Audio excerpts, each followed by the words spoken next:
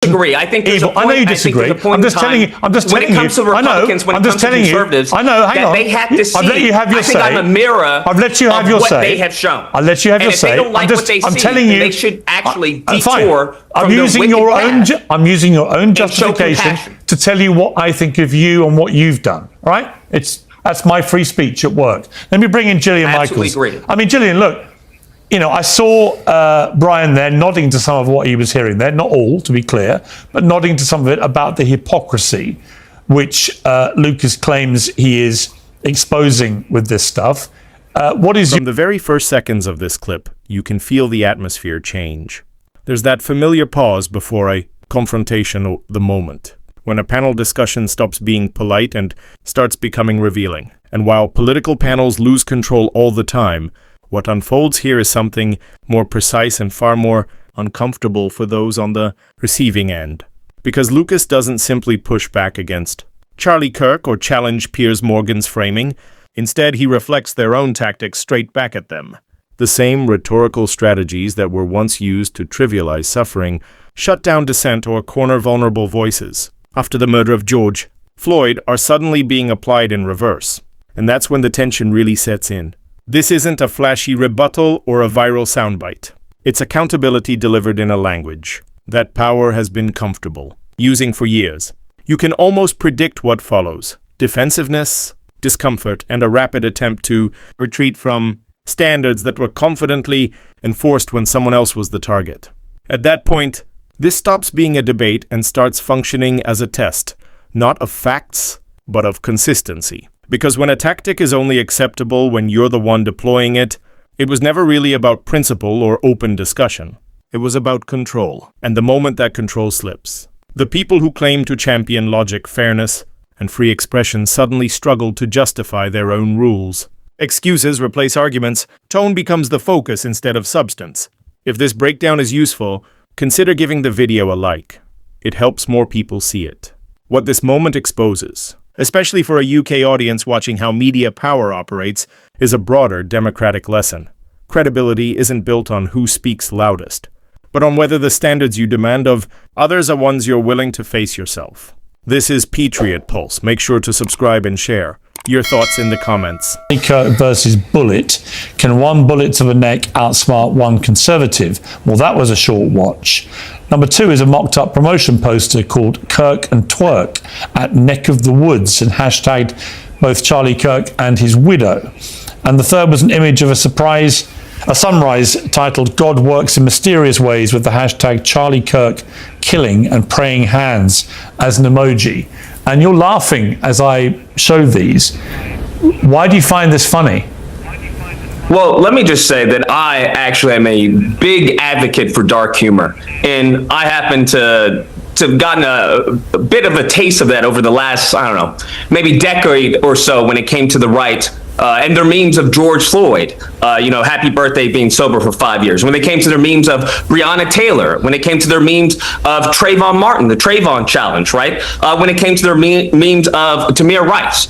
So I don't know what the issue is. I think I'm engaging in the freedom of speech that the right has been advocating for these last 10 years and mocking and making light of Black Death, something that Charlie Kirk himself did time and time again. As a matter of fact, I would argue that if Charlie Kirk, instead of focusing his time on Black culture and Black on Black crime, if he had spent a modicum of his time focusing on the white youth, that perhaps he would still be with us today. Are you pleased he's dead? No, absolutely not. So how did you feel about his murder? I don't think. How did you feel about his murder?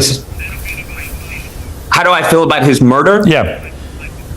Well, I think a quote by a great author sums up the sentiment of millions of Americans around the world, and that is, some cause happiness wherever they go, others when they go. And I think that's a sentiment that is palpable amongst many Americans around the world due to the hate and vitriol and bile that Charlie Kirk sowed. So I think there was a just to be clear, unless I misheard you, then you are happy he died. No, I don't think as far as happiness is an emotion that you literally just read me a quote which implies you're happy. You talked about some people's death bring happiness.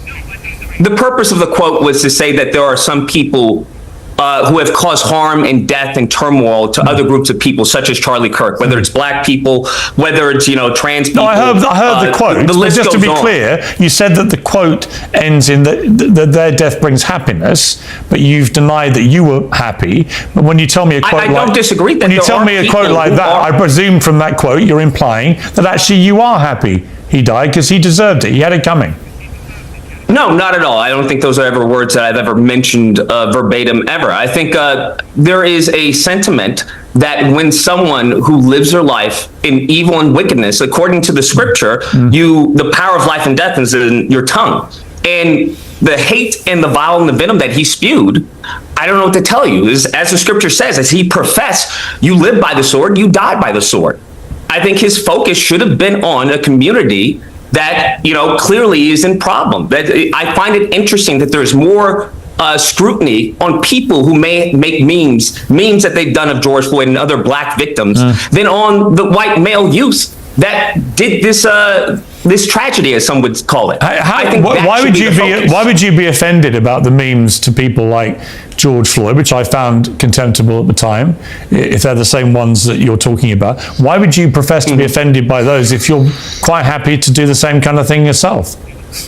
I think the point that I'm making by the means that I'm putting out, which clearly has caused outrage and triggering, I find it a bit hypocritical that the people for years who said fuck your feelings are now overwhelmed with feelings at the moment. But the point that I was making was to point out the hypocrisy that the right has on a variety and myriad of issues, as we just saw with Pam Bondi on the freedom of speech. I think the issue is that they have scapegoated people like Pam Bondi for what is the crime of Donald Trump.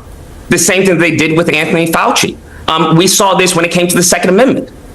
They banned bump stock ban. They had a bump stock ban under Donald Trump while they were fear-mongering about Biden take away your guns. But as we saw, there was no outrage, there was no protest, and we come to find out that it was unconstitutional. So I think this hypocrisy is ubiquitous within the right, and I think my memes expose that hypocrisy. And what about your own personal humanity? I mean, hashtagging his widow in a mocked-up promotion poster of Kirk and Twerk at Neck of the Woods. How do you justify targeting? Hang on. How do you justify targeting his widow? I think that's a bit disingenuous to use such hyperbolic language as targeting. I think it's more of a strategic plan of attack to get the message out to more people. When we saw Erica Kirk, she had a moment to speak for unity within the country, left and right, and she chose to fundraise. She then chose to use the scripture and talk, very nicely of her, past husband. And I understand that. But by that same token, there are people who were absolutely harmed by the rhetoric that Charlie Kirk put out. And that rhetoric actually codified in many cases in many states. So I think it's abhorrent and actually perverse to expect people who are harmed by his rhetoric, harmed by someone who had anti-black, anyone who wasn't white and Christian in his perspective. I think it's perverse to try and criticize those people or try and make them seem as if they're the bad guys when that's but see, funny enough, I can look at what you've done and I can see somebody who is abhorrent and despicable and actually evil. Actually, the stuff when you target someone's widow as she grieves. Once again, I disagree with the word targeting. I'm talking about me. I'm talking about me personally. My view of what you've done. I don't care about your motivation in terms of other people's inappropriate memes, many of which I may well agree with you about. But that doesn't mean that I then go and do it myself or worse, because that makes me even more inhuman and abhorrent. And by your definition, I disagree. I think evil. I know you disagree. I'm just telling you. I'm just telling you. I know. I'm just telling you. I know. Hang on. They have to see. I've let you have your say. I think I'm a mirror. I've let you have your say. What they have shown. I'll let you have your say. If they don't like what they see, telling you, they should actually detour. I'm using your own justification to tell you what I think of you and what you've done. Right? That's my free speech at work. Let me bring in Gillian Michaels. Agree. I mean, Gillian, look. I saw Brian there nodding to some of what he was hearing there, not all, to be clear, but nodding to some of it about the hypocrisy which Lucas claims he is exposing with this stuff. What is your view of what he's said? I find this exceptionally sad because Lucas, you talk about how hurt you were and how offended you were by such despicable things, and then you became the thing that you found the most repulsive, which is alarming, and as I mentioned, deeply saddening. I would be more than happy to litigate some of Charlie's positions for you. I abjectly... I don't think I mean, need any litigation from a woman who tried to downplay slavery, who tried to all lives matter slavery after she purchased a black child. That's what I would argue. I don't think you need to as far as litigate anything. Would you like to discuss it? Okay. Because the reality of the situation is that what I gave you, whether you like it or not, is a fact from the 1860 census. And the point is not to downplay slavery. It is actually a bastardization of actual history. What you cited was inaccurate. You can actually look it up. I don't know if you did. I doubt you do your due diligence. You clearly did not, because in that study that you're citing, in the study that I'm discussing it right now, in the study that you're citing, it takes into account not only the slaves, it takes into account the northern states and the southern states. So to try and implement or to say this all lives matter when it comes to slavery, which is abhorrent and in extreme contradiction to American history, especially in this country as chattel slavery as black Americans, is abhorrent and perverse, especially you, who is the mother of a black child, who she purchased. Right. Other people is my turn to talk? You purchased. Is it? By all means. How did I? Okay, well, I'm not quite sure what you mean by purchase. She's adopted, and it is illegal to purchase a child. Did you pay to get that child? No, I paid the adoption agency. It was absolutely free. Study. It was absolutely okay. I paid the adoption agency like you. So then there was a process of payment. I believe that other people adopt. Adoption agency. Okay, you're wrong, and that's defamation. I'm literally right as you're saying that you paid to an adoption agency. You're literally wrong, and it's this kind of I'm literally correct.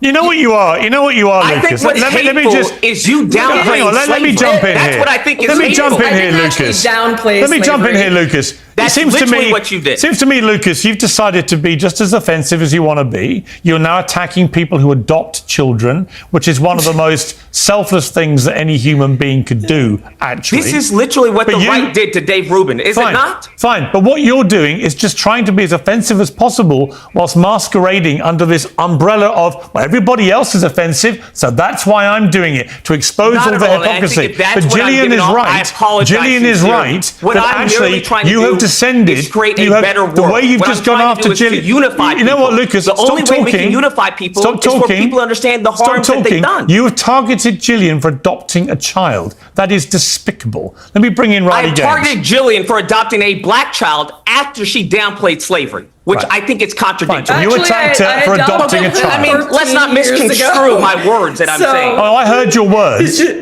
Let me bring in Riley. You're misinterpreting. Let me bring in Riley Gaines here.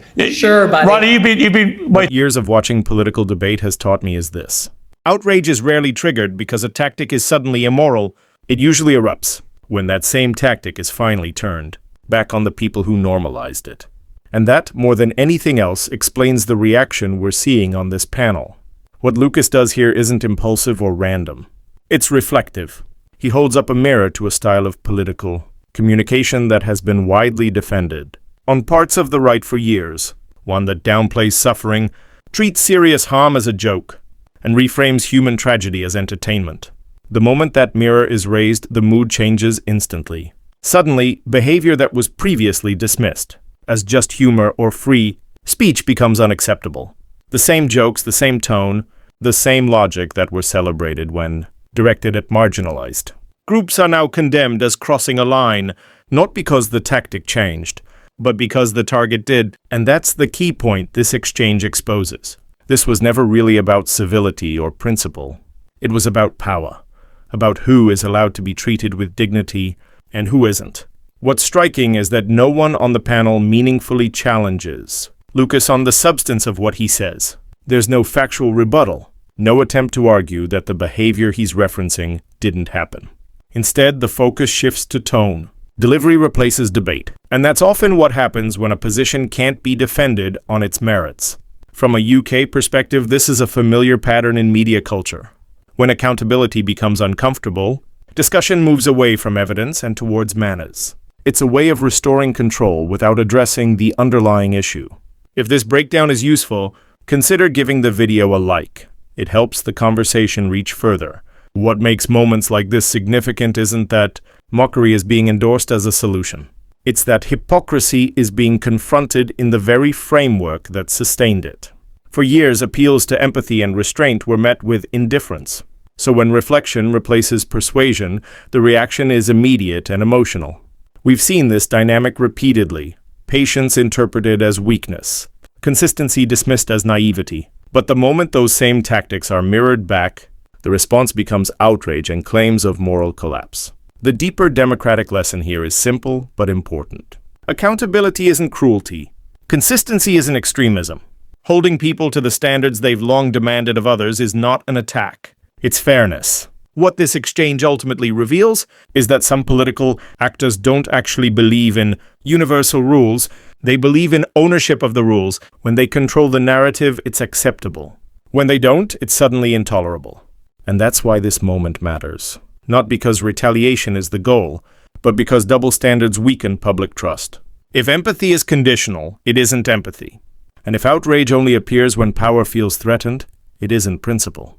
From a democratic standpoint, this isn't about winning an argument. It's about exposing how selective morality operates and why confronting it, calmly and clearly, is sometimes the only way to make it visible. Thanks for watching Patriot. Pulse, don't just follow the headlines. Look beyond them. Subscribe and join the conversation.